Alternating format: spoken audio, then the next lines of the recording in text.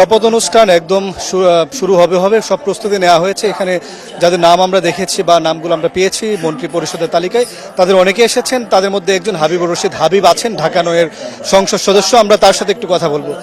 হাবিব ভাই, আমরা লাইভে আছি, অভিনন্দন আপনাকে। একটু জানতে চাই, আপনার নাম মন্ত্রী পরিষদের তালিকায় দেখলাম, প্রতিমন্ত্রী তালিকায়, কেমন লাগছে, কি অনুভূতি?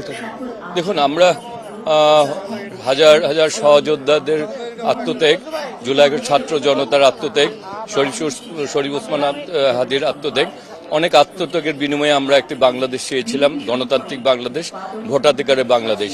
সেই বাংলাদেশটিকে শুভ সূচনা হচ্ছে আমাদের বিএনপি চেয়ারম্যান জনাব তারেক রহমানের নেতৃত্বে, এবং সেখানে আজ এই দুটি সিদ্ধান্ত আমাদের সংসদীয় কমিটিতে এসেছে।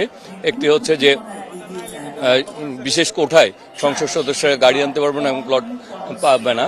এই যে একটি সিদ্ধান্ত যে রাষ্ট্রসভা, রাষ্ট্রের মালিকানা সবার, এবং রাষ্ট্রের অধিকারটি সবাই ভোগ করবে। আমরা যে আগামী বাংলাদেশে তারেক রহমানের নেতৃত্বে একটি গণতান্ত্রিক সম অধিকারের বাংলাদেশ, একটি নিরাপদ বাংলাদেশ গড়ে তুলতে চাচ্ছি, সম্প্রীতির বাংলাদেশ, এটি হচ্ছে তার প্রমাণ। আলহামদুলিল্লাহ, ভালো লাগছে। তবে মনে করছি এটি আমরা রাজনৈতিক ক্ষমতাটা দায়িত্ব মনে করি, আগামী দিনে যাতে আমরা দায়িত্ব পালন করে এই দেশকে গড়তে পারি তারেক রহমানের, সেটি হচ্ছে। কোন মন্ত্রণালয়ে দায়িত্ব পাচ্ছেন একটু? আমি এখনো শিওর না। তারপরে সারা দেশের মানুষ আসলে এই সরকারের দিকে এখন তাকিয়েছে অনেকদিন পরে।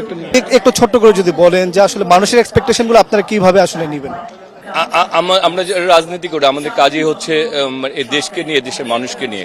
সুতরাং মানুষ এই দেশকে নিয়ে ভাবে যে দেশটি মানুষের মৌলিক অধিকার, মানুষের যে কথা বলার অধিকার, সেগুলি তারা হবে এবং দেশটি উন্নয়নের পথে যাবে।